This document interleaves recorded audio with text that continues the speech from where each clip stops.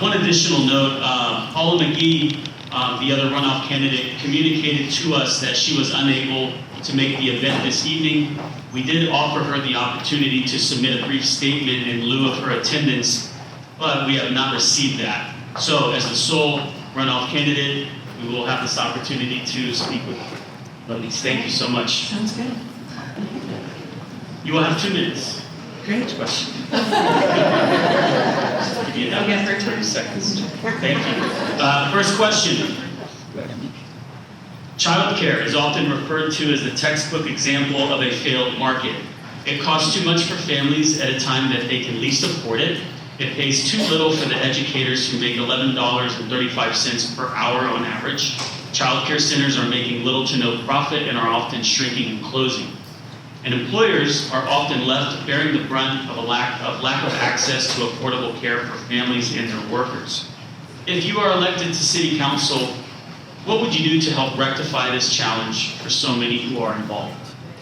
Thank you so much for that question, and thank you for having me here today. I'm excited that this forum is taking place. It's the first of its kind, and I hope we do this more often. So for me, it's about bringing folks to the table, right? I experienced that. I was a 7-year-old and 10-year-old, and childcare was a bear. It was expensive. I got a raise when both of them got out of there because it's a lot of money, right? And Letty was our main teacher we went to the JCC. She was our main teacher. She was there for 30 years. She had to retire recently because she was going blind and had to move to Converse, Texas with her sister. So the reality of what those jobs entail is, to me, will always be Letty, right? That's my person. And so it's really about making sure that we continue to invest in early childhood. San Antonio shows up when we have these conversations, when we put this on the ballot. We did that with Pre-K for Essay. We've done that multiple times with Pre-K for Essay. And we did it this last couple of cycles ago with Ready to Work. So it's just about continuing to show up when we talk about early childhood, whether it's having the conversation, putting policy together, putting referendums to the voters. That's important to me, and I want to make sure that I support all of those efforts. Question number 2. We know that K-12 provides an abundance of support to our young people. Beyond that, San Antonio has numerous youth development organizations providing vital out-of-school time services. If elected, how will you ensure San Antonio becomes a gold standard for how we support young people and their workforce and career trajectories? You help me answer these questions because I will ensure that San Antonio is a gold standard when we talk about our youth and workforce development. I'm born and raised here in San Antonio. My dad moved here when he was 9 from Laredo, and he used to attend this program called San Antonio Neighborhood Youth Organization, SANYO. Right? A lot of folks remember that. And it was that organization that didn't catch you after high school. It caught you while you were in high school. So catching these kids sooner than later is key. Because that's when we get their attention and we change that mindset of what it means to go to school, what it means to educate yourself, what it means to build a strong family. All of that happens, the sooner the better, right? So organizations or programs like SANYO, I think if there's opportunities to start that up again, I think it's important, almost like a Ready to Work junior in a way, that really captures youth, right, when it's the most important. And I really do think that mindset shift is really the most important thing we can do.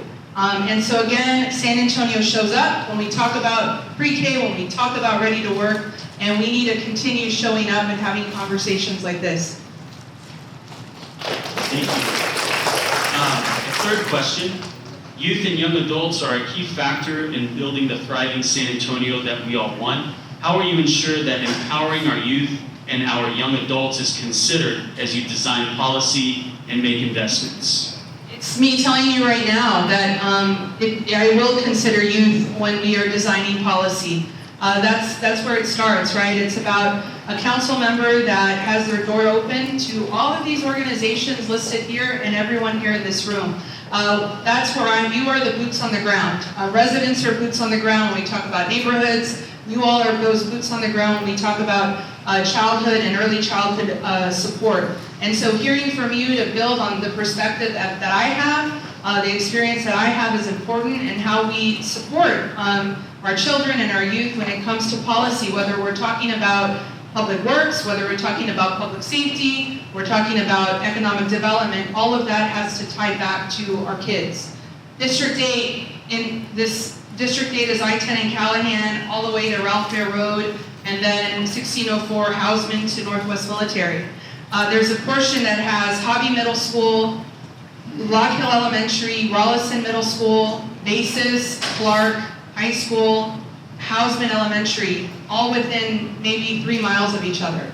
That in itself, right, that is a perfect pilot program to talk about what services we can provide, whether it comes to public works, after school programs. We have Cody Library that's there.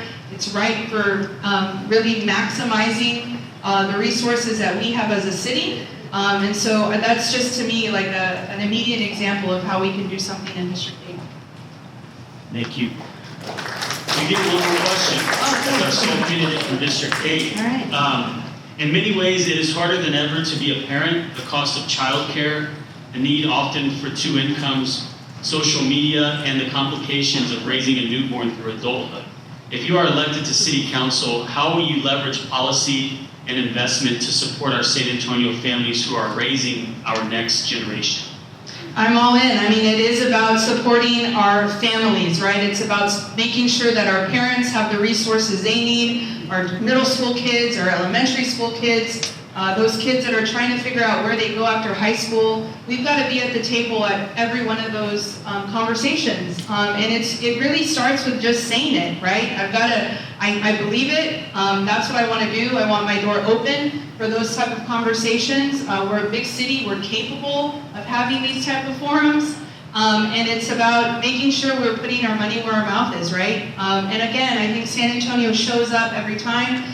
We want forums like this. This is a lot of people here, and this is not an easy place to get to. And people are here, and I love it. And I see a lot of familiar faces here that have done this work for 10, 15, 20, 30 years. And you are folks that you know what you're talking about. So my door is open, District 8 is open to you and to learn about what you're doing and how we can do better as a city. Thank you so much. Another round of applause for our District 8 runoff candidate.